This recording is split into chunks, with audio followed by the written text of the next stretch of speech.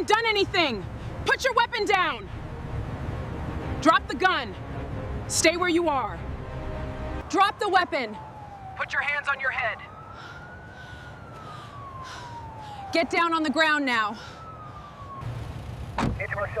Wait, hold on. Stop. Stop right there. Please. Wait. God. Hold on, just hold on. I saw it clear. I had to shoot. It wasn't human. Get back up here. They're everywhere. Do you understand me? Affirmative, but units report no activity. He's lying. They got to him. Officer Colvin, shots fired. I need a medic. Copy that. Backup and EMS are en route. No, hurry. He's fading.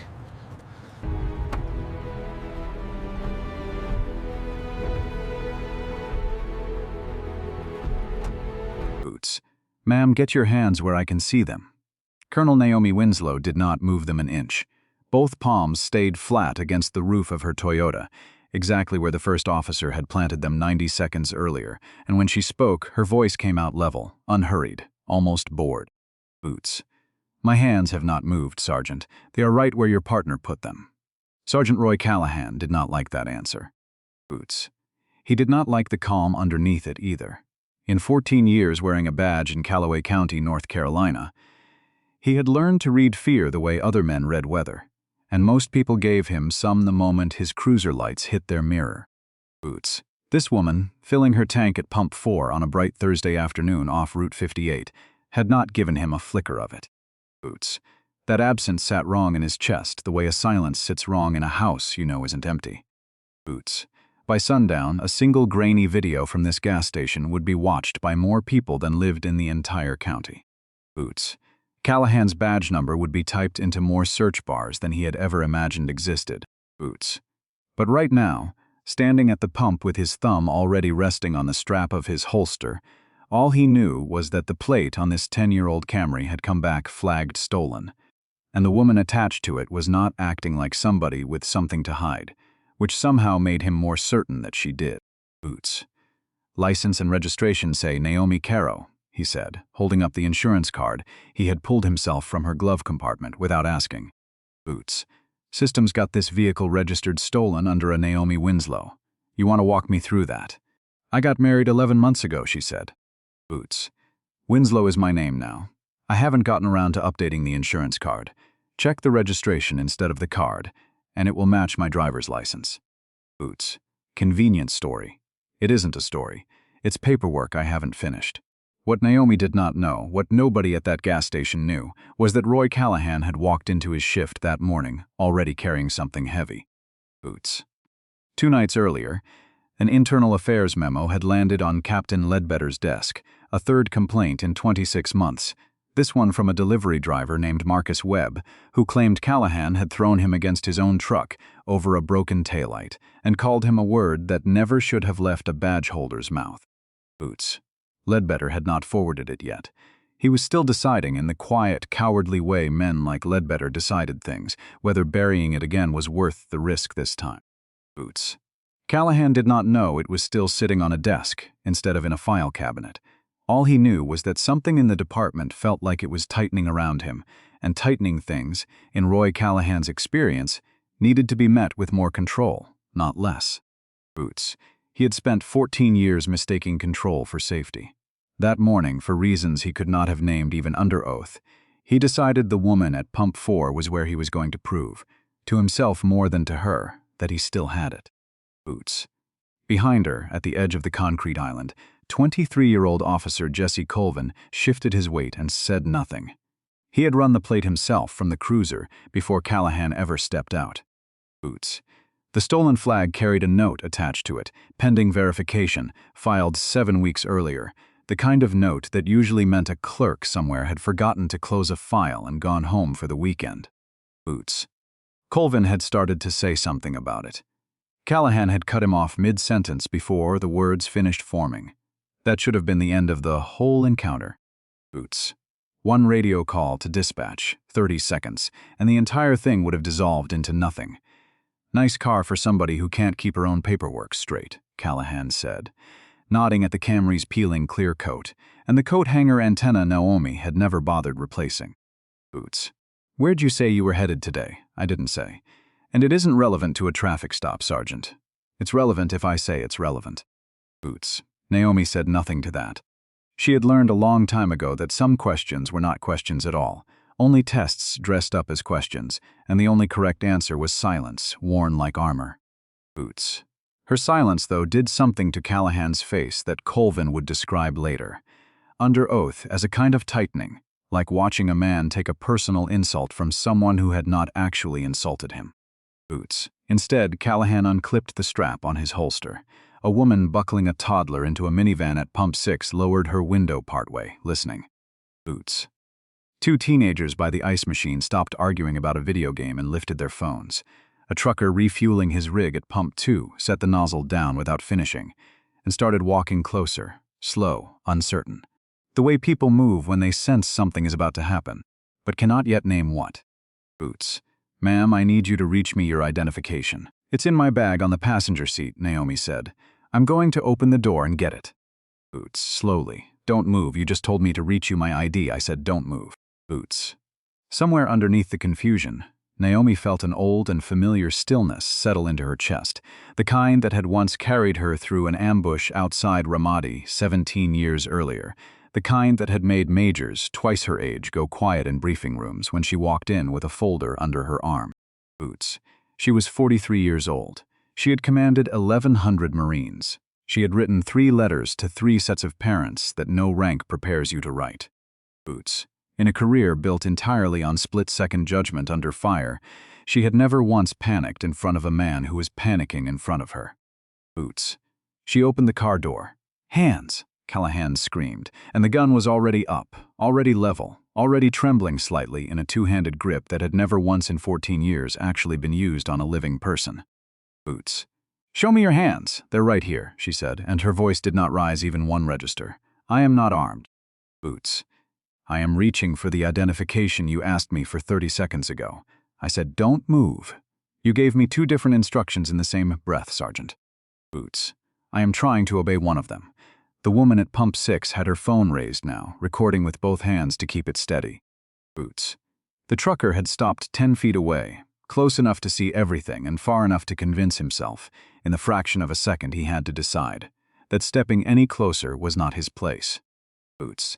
He would carry that 10 feet of distance for the rest of his life, turning it over on long hauls at 3 in the morning, wondering if a single stride forward and a single word, Sergeant, wait, might have changed anything at all. Boots. Colvin had already taken 1 step forward, his mouth open around a word that never made it out, wait. He would replay that half-second 100 times in the weeks to come and wonder what would have happened if he had finished the sentence. Boots. He never got the chance. The gunshot cracked across the gas station, like a sheet of sky tearing open. Naomi's shoulder exploded in heat and pressure, and the world tilted sideways as her back hit the doorframe. Boots. She slid down against the car, one hand clamping instinctively over the wound, blood spreading dark and fast across a gray fleece pullover stitched with a small gold eagle and the word Marines above her heart. Boots. Shots fired, shots fired. Callahan was screaming into his radio, backpedaling, weapon still raised. Subject was non-compliant, reaching for a weapon. I had to. Boots. She wasn't reaching for anything. Colvin was already moving, already sprinting for the medical kit in the trunk, already shouting into his own radio for an ambulance. Boots. Roy, what did you do? What did you do? Naomi heard the words from very far away, underwater, the blue sky tilting overhead through the open car door. Boots. Her hand was slick and warm, her vision narrowed to a bright, terrible tunnel. The last clear thought before the tunnel closed all the way was not fear. Boots. It was a single line of protocol drilled into her at Quantico 20 years earlier, and never once needed until this exact moment. Boots. Stay conscious, apply pressure. Someone is coming. She did not know that within the hour, a phone call from Camp Lejeune would ask why Colonel Naomi Winslow had missed a routine check-in. Boots. She did not know that a stranger's video from Pump 6 was already crawling its way onto the internet before the ambulance had even cleared the county line. Boots. All she knew, lying against the door of her own car with blood soaking through a Marine Corps sweatshirt, was that a man with a badge had just decided her life was worth less than his certainty. Boots. And that somewhere behind the ringing in her ears, help was running toward her. It might just not get there in time. Boots. Keep that compass in mind. It was still in her bag, on the passenger seat, exactly where she'd been reaching. Boots. It would matter again before this story is finished. Boots. 29 years earlier, a woman named Dorothy Caro had stood in a different parking lot in a different state, holding a different set of hands up in the air, in front of a different officer, who never once considered that the church bulletin she was carrying might actually be a church bulletin. Boots. Dorothy had not been shot. She had been handcuffed for 11 minutes on the hood of her own station wagon, while her 7-year-old daughter watched from the back seat, too frightened to cry, memorizing every second of it without understanding yet what she was memorizing. Boots. That daughter grew up and became a Marine, and later a captain, and later a colonel, and she carried her mother's small brass compass in every pocket of every uniform she ever wore, not because it pointed anywhere useful, but because Dorothy had pressed it into her palm the night before she shipped out to basic training and said, "When you don't know which way is right, hold on to something that never lies to you." Boots. Naomi Winslow had spent 2 decades learning to be the calmest person in every room she walked into, because panic, she had learned early and permanently, was a luxury other people got to have. Boots. She had led a convoy through an ambush outside Ramadi, with a piece of shrapnel still lodged an inch from her collarbone, had not raised her voice once during the 6 minutes it took to get her wounded Marines to a medevac, had written to 3 sets of parents in careful, unhurried handwriting because grief, she believed, deserved better than a shaking hand. Boots. Command was not something she performed. It was something that had been carved into her, slowly by circumstance and by choice, until stillness simply was who she was, in a war zone or in a briefing room or, as it turned out, at a gas pump on a Thursday afternoon with a stranger's gun pointed at her chest. Boots. That stillness was the very thing that undid her that day. Boots. Because Roy Callahan had built his entire 14 years on the force around a simple private theorem, one he had never said out loud to another living soul, but had lived by since his 3rd year on patrol. A calm person is a person who thinks they are untouchable, and untouchable people are the most dangerous people you will ever pull over. Boots. He was wrong about that. He had always been wrong about that. But he had never once been made to find out, because the people he had tested the theorem on before Naomi Winslow had either been too afraid to push back, or had pushed back and paid for it in ways that never made the news. Boots. The trauma nurse cut through the sweatshirt fabric first, then the sports bra underneath, working fast, calling numbers out to a resident who wasn't writing them down quickly enough. Boots. Pressure's dropping. I need 2 units, O negative now. Naomi heard the words the way you hear a radio playing in another room. Boots. Her eyes would not focus on the ceiling tiles. She focused instead on staying awake, because some old instinct told her that if she stopped fighting to stay awake, she might not come back from wherever the dark was pulling her.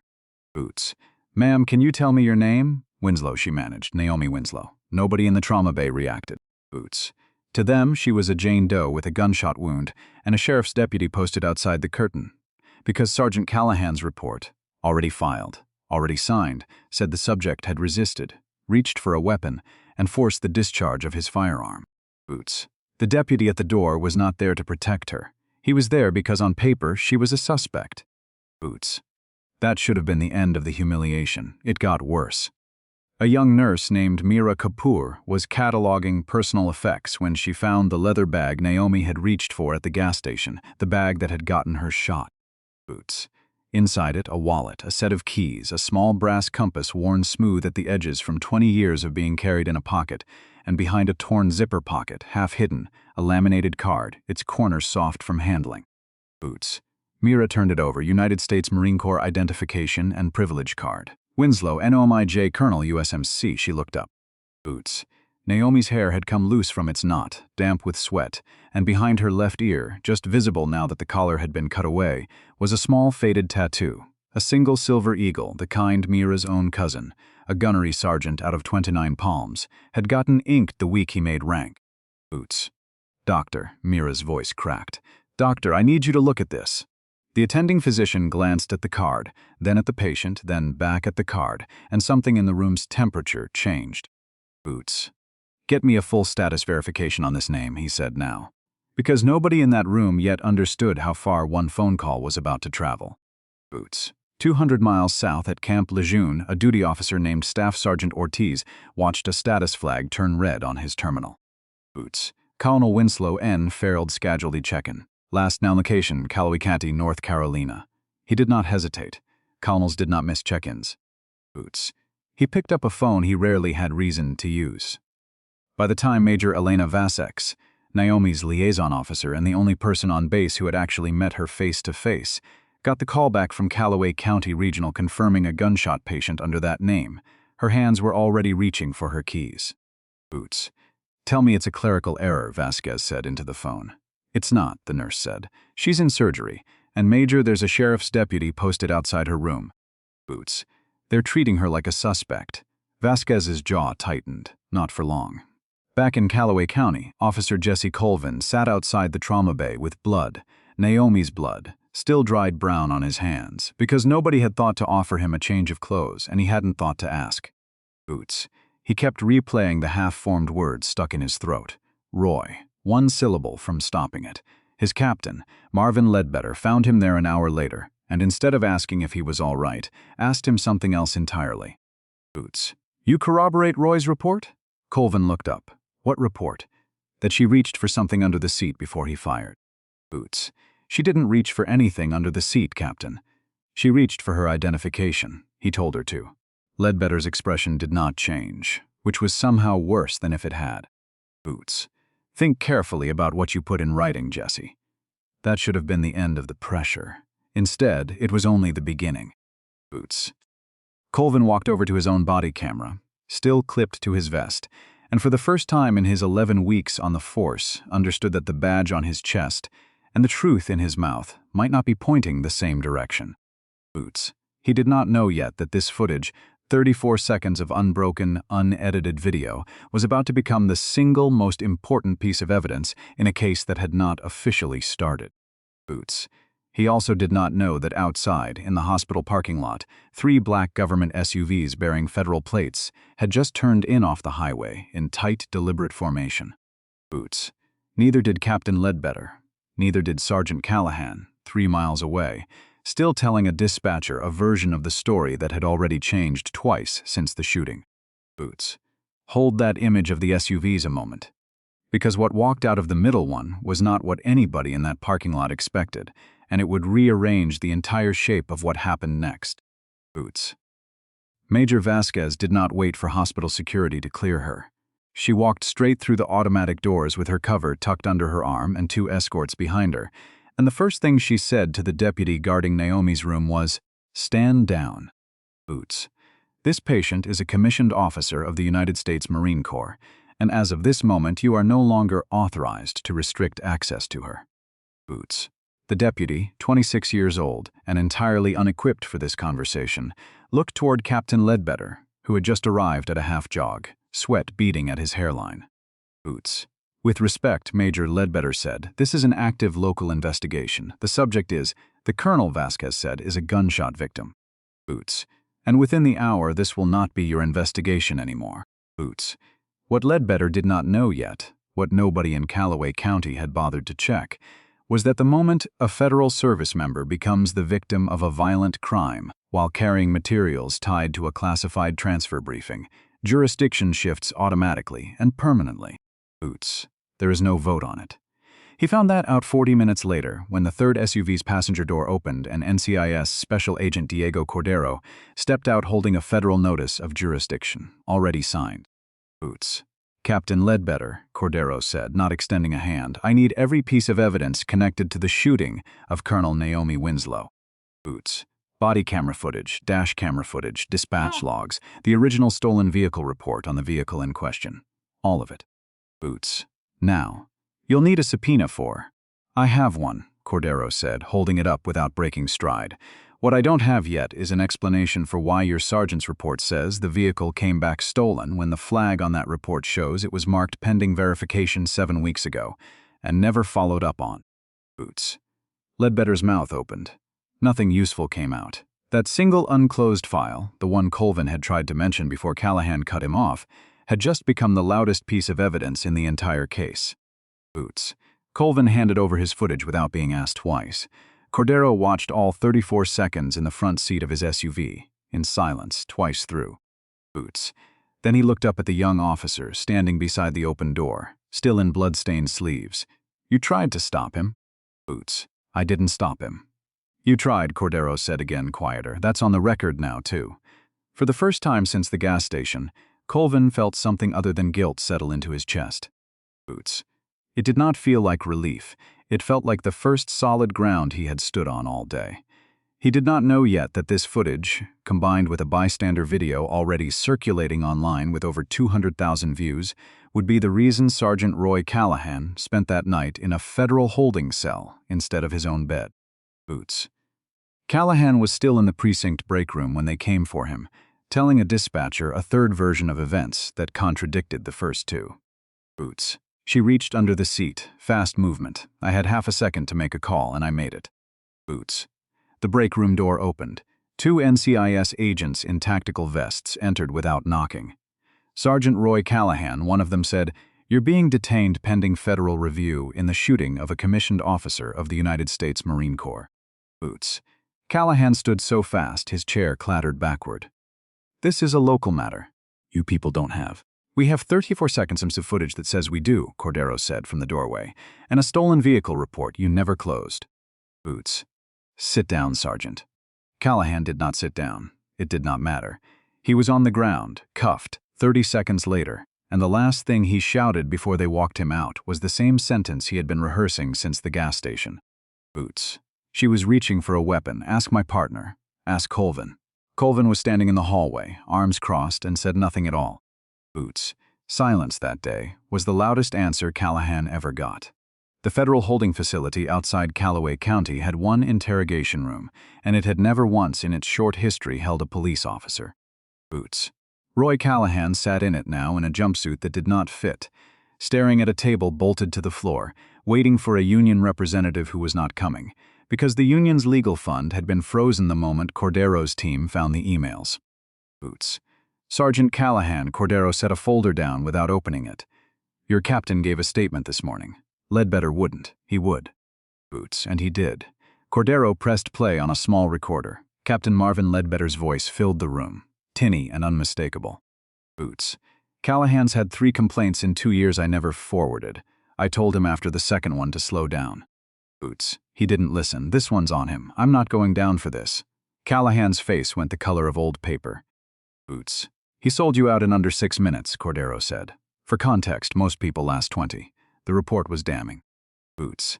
It was not the last thing Callahan would learn that day. The stolen vehicle report you cited as justification, Cordero continued, sliding a printout across the table, was closed by dispatch 11 days after it was filed. Boots. 6 weeks before you pulled that car over. You didn't misread an active flag, Sergeant. You acted on a report that had already been resolved, and your own partner tried to tell you that in the field. Boots. It's on his radio log, time-stamped 2 minutes before you fired. The room went silent except for the hum of the overhead light. Boots. I want a deal, Callahan said finally, quietly, all the performance gone out of his voice. Whatever they're offering Ledbetter, I want the same. Boots. There's no deal, Cordero said, standing. There's a courtroom and a woman who is, as of an hour ago, off the ventilator and asking questions about you by name. Boots. Callahan sat alone after that for a long time, long enough that the overhead light seemed to hum louder in the silence than it had with 2 men talking under it. Boots. He kept coming back, without meaning, to the 10 seconds before he fired, running them forward and backward, like a piece of tape he could not stop rewinding. Boots. He remembered the woman's hand on the door. He remembered thinking, in the sliver of a second before his finger moved, that something under that seat could kill him if he waited one more breath to find out what it was. Boots. He did not yet let himself remember what he had actually seen, which was nothing. No weapon, no sudden movement, only a woman reaching calmly for a bag, exactly where she had told him it would be. Boots. That gap between what he had felt and what had actually happened was the gap the entire trial would eventually be built around, and Roy Callahan, sitting alone under a bolted table in a jumpsuit that did not fit, had no idea yet how wide that gap was about to be measured, in a courtroom, in front of cameras, in front of a country that would not look away from it the way Callaway County always had before. Boots. 2 floors up, in a private room paid for by a federal budget line that had not existed the day before, Naomi Winslow was propped against pillows with an IV in one arm, and Major Vasquez seated beside her. Boots. When a hospital administrator knocked and stepped in with a look Naomi had learned over 20 years of command to read instantly as bad news arriving in a polite voice, she already knew before he spoke. Boots. Colonel, I need to inform you the County District Attorney's Office has not yet withdrawn the initial charge against you. Boots. Naomi's expression did not change, but Vasquez's did. What charge? Resisting without violence and obstruction, the administrator said. It was filed the night of the shooting based on Sergeant Callahan's original report. Boots. Legally, until the district attorney formally drops it, it remains active. I'm sorry, Colonel. I thought you should hear it from me before you saw it somewhere else. Boots. Naomi looked at the ceiling for a long moment, because even now, even with a bullet still healing in her shoulder, even with a federal agency dismantling the department that had shot her, the system's first instinct had not yet caught up to the truth. Boots. Somewhere on a desk in a courthouse 11 miles away, her name still sat beside a lie. Major, Naomi said quietly. Boots. Get me Agent Cordero. And find out whoever in that district attorney's office is willing to actually read the file instead of just signing it. Boots. Vasquez was already dialing. What none of them knew yet, not Naomi, not Cordero, not even Callahan sitting broken in his cell, was that the district attorney reviewing that file happened to be the same man who 6 years earlier had prosecuted one of Callahan's 3 buried complaints and watched it quietly disappear from his own docket. Boots. His name was Solomon Adeyemi, and he had been waiting a long time for a case he could not lose. Boots. Adeyemi read the Callahan file twice before he said a word to anyone. He remembered the name from 6 years back, a young man named Curtis Boyd, an excessive force complaint that had crossed his desk for exactly 4 days before it vanished into a records request. Nobody ever answered. Boots. Adeyemi had asked about it once. He had been told to let it go. And it had sat wrong in his stomach ever since, the way a splinter sits wrong under skin that has healed over it anyway. Boots. He picked up the phone himself instead of assigning it to a deputy. This is Solomon Adeyemi, he said when Cordero answered. Boots. I'm dropping the charge against Colonel Winslow this afternoon. I also want everything you have on Callahan's prior complaints going back to a name I remember. Boots. Curtis Boyd. If it's the same pattern I think it is, this isn't just an attempted murder case anymore. It was the same pattern. Boots. It was worse. Boots. Because in the weeks that followed, as investigators pulled every internal file Ledbetter had buried, and every complaint Union President Hal Griffin had quietly steered away from outside eyes, a pattern emerged that made the gas station shooting look almost inevitable in hindsight, the way a crack in a dam looks inevitable, only after the water has already broken through. Boots. There was a 19-year-old named Curtis Boyd, pulled over for a broken taillight, thrown to the pavement hard enough to break 2 ribs. His complaint closed without explanation 4 days after it was filed. Boots. There was a woman named Rosalind Pratt, pepper-sprayed at a traffic stop for asking why she was being detained. Her complaint marked unfounded before the responding sergeant had even finished his shift. Boots. There was a 16-year-old boy, handled roughly enough at a routine stop that his mother had taken photographs of bruises on his wrists, a complaint that Griffin himself had personally walked to a shredder rather than a filing cabinet.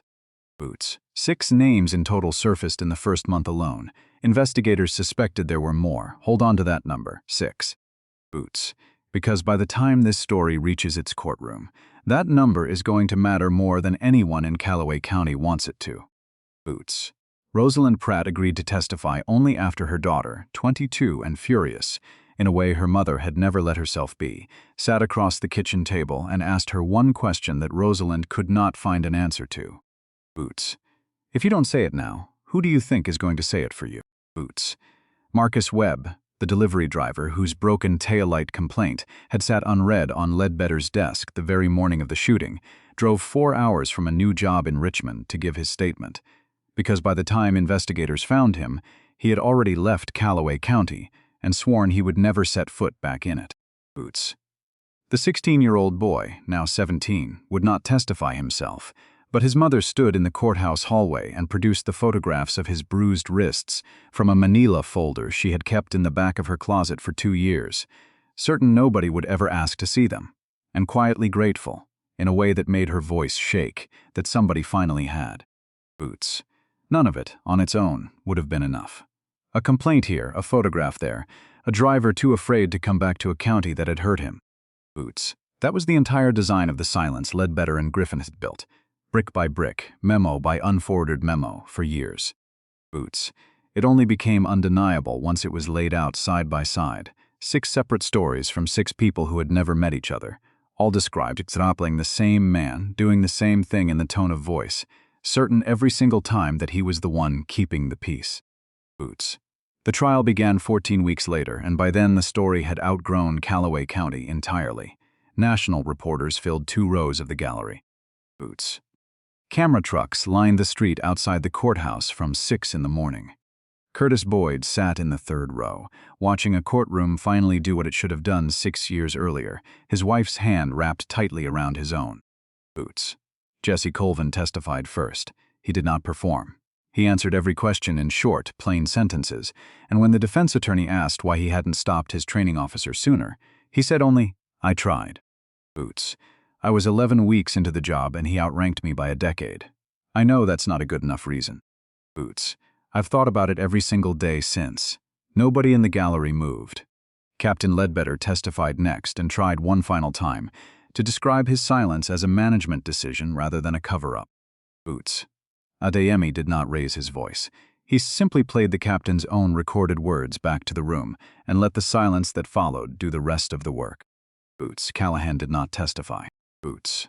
His lawyer had advised against it weeks earlier, once the closed stolen vehicle report, Colvin's radio log, and the bystander video had all been entered as evidence that confirmed each other from 3 separate directions, 3 independent witnesses who had never coordinated a single word between them and still told exactly the same story. Boots. There was nothing left to argue. There was only the shape of what he had built, finally visible all at once, in daylight, in front of strangers. Boots.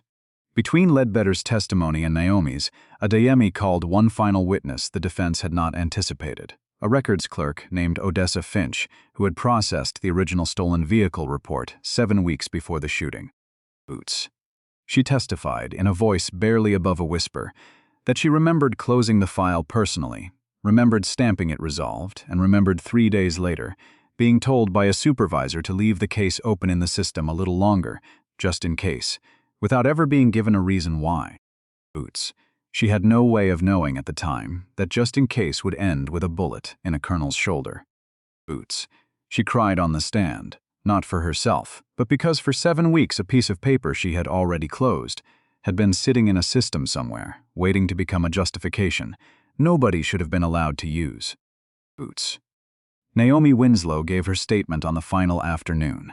She stood at her table in her dress uniform, the fabric fitting differently over a shoulder that would never sit quite level again, her left arm still slightly stiffer than her right where a titanium plate now held her collarbone together. Boots. In her hand, resting lightly on the table in front of her, sat the small brass compass, out of its usual pocket for the first time in the entire trial. Boots. She did not raise her voice because she had never needed to. I have spent 21 years learning what it costs to lead people who trust you with their lives, she said. Boots. I know what that trust is worth. Sergeant Callahan was given the same trust by this community, and he spent it on a woman reaching for her own identification because his instinct told him that a black woman driving an old car on a Thursday afternoon did not deserve the benefit of a doubt. Boots. She looked briefly at Curtis Boyd. I was not his first mistake. I was just the first one this department could not hide. Boots. She sat down. Nobody in the gallery reached for a phone. Nobody whispered. For a long moment, the only sound in the room was the air conditioning cycling on, and it was, as Colvin would say later, the loudest silence he had ever heard in his life. Boots. The jury took under 5 hours. When the foreman read the verdict, guilty on every count the prosecution had brought, including the federal civil rights charge tied directly to the shooting, Callahan did not react. Boots. He had stopped reacting to anything 3 weeks earlier, somewhere around the 4th corroborating piece of evidence, the moment his own certainty finally ran out of road to stand on. Boots. Judge Corinne Blackwood looked at him for a long moment before she spoke. Mr. Callahan, I have sat on this bench for 17 years, and one thing I have learned is that men rarely fall this far from a single decision. Boots.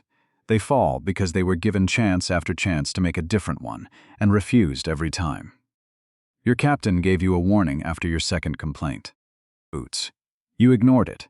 Your partner tried to tell you in the field, seconds before you fired, that the report you were relying on was already closed. Boots. You ignored that too. This court will not pretend your actions were a single, tragic mistake. They were a pattern, and Colonel Winslow simply happened to be the person standing in front of you when that pattern finally cost someone their life. Boots. Nearly. She handed down a sentence that would keep him in federal custody for the rest of his working life. Boots. Even then, led toward the side door in handcuffs, Callahan turned his head back toward the gallery and said it one more time, quieter now, almost to himself. Boots. I thought she was reaching for a weapon. Nobody answered him. Nobody needed to. He was led out through a side door, and for the first time since the gas station, nobody in the room was watching him. Boots. They were watching Curtis Boyd 3 rows back, who had waited 6 years to see this exact moment, and now sat very still, his wife's hand still wrapped around his. Boots.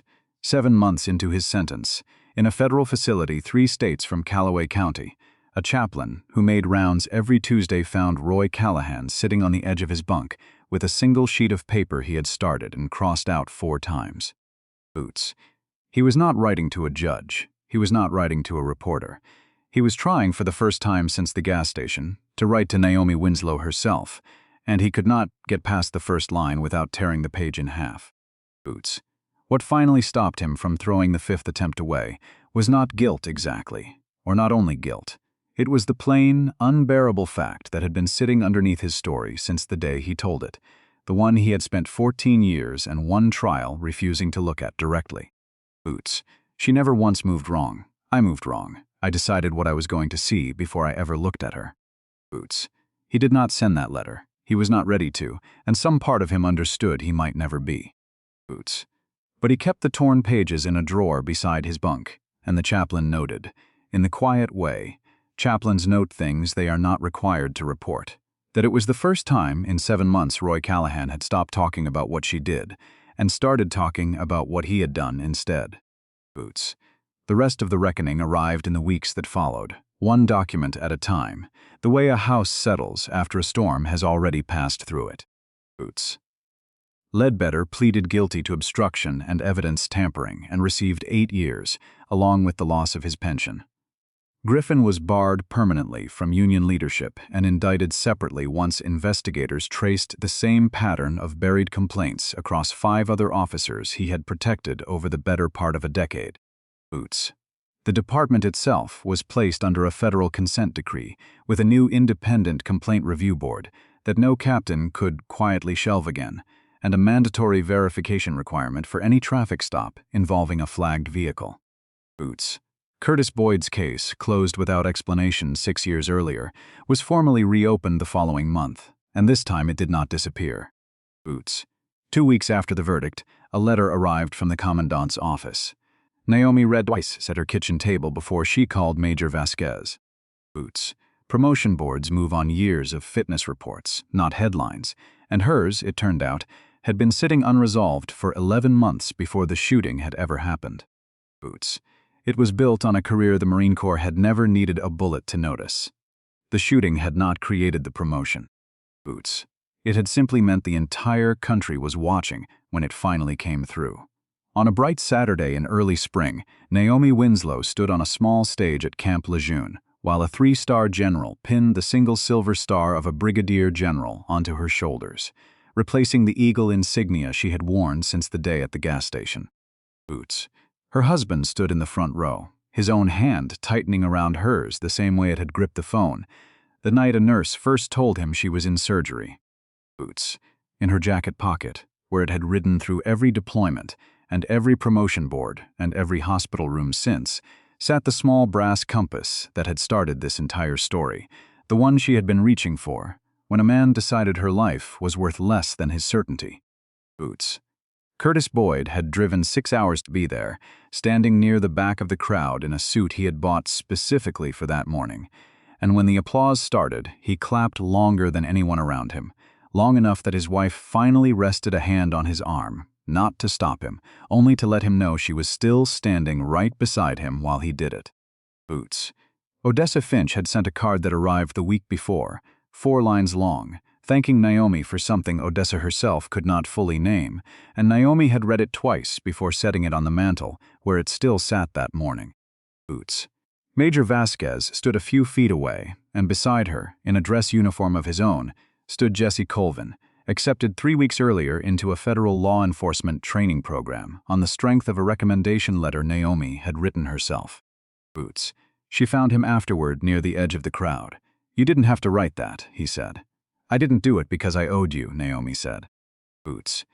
"I did it because you were the only person in that entire department who told the truth before it was safe to." Boots.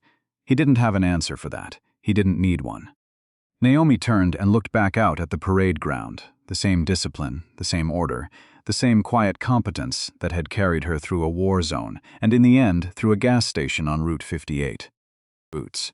Nothing about her had changed to make this moment possible. The world around her had simply finally caught up. Truth doesn't need to be loud. Boots. It only needs someone willing to speak it before it's convenient. Being right had never been the hard part. Being right and unheard nearly cost her everything. Boots. Dignity isn't something rank confers. It's something the world eventually has to catch up to. Have you ever watched someone get judged before anyone bothered to learn the truth about them? Boots. If this story moved you, not because of how it ended, but because you recognize someone in it, hit like so it reaches someone who needs to hear it. Boots. Share it with anyone who still believes the truth is worth waiting for. And leave a comment telling me this. Boots. Have you ever stood in that parking lot, in that hospital hallway, in that courtroom? And if you had, which person were you? I read every single answer.